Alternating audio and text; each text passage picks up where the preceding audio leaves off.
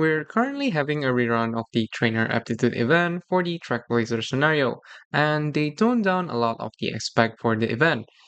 It's pretty much easier than the previous event. If you have played previously for the Unity Cup 1, it is more tedious with 7 trials and different goals and skills you need to acquire for each trials. As for the current trackblazer trainer aptitude test, it is really straightforward. We only have one test, that is the free test. This means you are allowed to pick any UMAs that you like and would love to train for the event. The whole gimmicks of the trainer aptitude event is simply just to build an UMA as you would want to build a team trials UMA.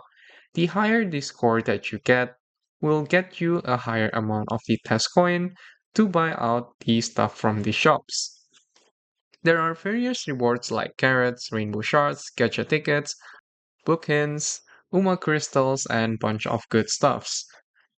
Since this event is really short and the gameplay of Trackblazer scenario is very time consuming, I personally think you cannot buy out all of the item in the shop and you should prioritize some of the item over the others. On average, per run, you will get 1,500 to 2,000 coins per run. This was an example that I got for my SS rank run for my TM Opera O, and from it I got 2,000 coins for a run. Assuming I play once per day, and that's like 3,000 coins per day from the daily missions as well. This is not counting the first time clear missions and the cumulative missions. So, with that, I think it's pretty hard to clear out the shop unless you play a lot of careers in one day. And so, I would just recommend buying out the carrots, rainbow shards, and gacha tickets first over the other items. After that, you can grab the gold shard into the hint books. I personally think these hint books are too expensive for what's it worth, but it's still good value regardless to upgrade your Oshi skill hint level. But if you cannot grab all these hint books, it's still fine just to prioritize the gacha currency first over these. I've mentioned before that to get more coins for the shop items, you need a higher score. And to get the higher score, it is very important to understand how you rack up these points. To put it simply, these scores are counted from four mechanics. You get these points by winning races, getting skills, getting stats over 1,000, and lastly, winning the URA finale for the Trackblazer scenario, or what they call it as the Twinkle Stars. Races is really straightforward. You'll naturally rack up points with the race because you'll do so much races in the Trackblazer scenario itself. Gold skills are valued at 1,200 points per skill, while white skills are valued at 400 per skill. So if you can prioritize the gold skill first before your white skill, it is simply better.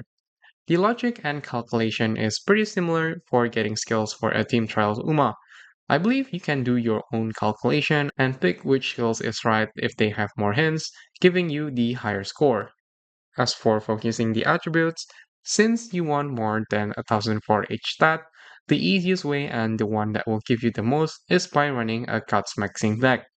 Since the Guts Maxing deck focus on 3 stats, that is speed, power, and guts, you'll meet the 3 criteria easily. Here is, for example, a Naruto Taishin that I made with a Guts Maxing deck. You can also hit 1,000 stat on the wit stats if you high roll on the run, but I don't think you can achieve this run very easily, so usually the only max out stat is the speed, power, and guts. If you have trouble hitting the speed, I also think it's fine to make it something like 2 speed, 1 power, 3 guts in your deck instead of the wit cards. This will heavily focus on the 3 stats that I've mentioned before and make it easier to hit those higher stats. The deck can look something like this. This will have lower stam and width, of course, so it's definitely not going to be used for champions meeting, but I think it's still fine to use these horses for your team trials. Anyway, that's all you need to know for the updated trainer attitude test. Hopefully this will help you in finishing the event. Thanks for watching and I'll catch you guys in the next one.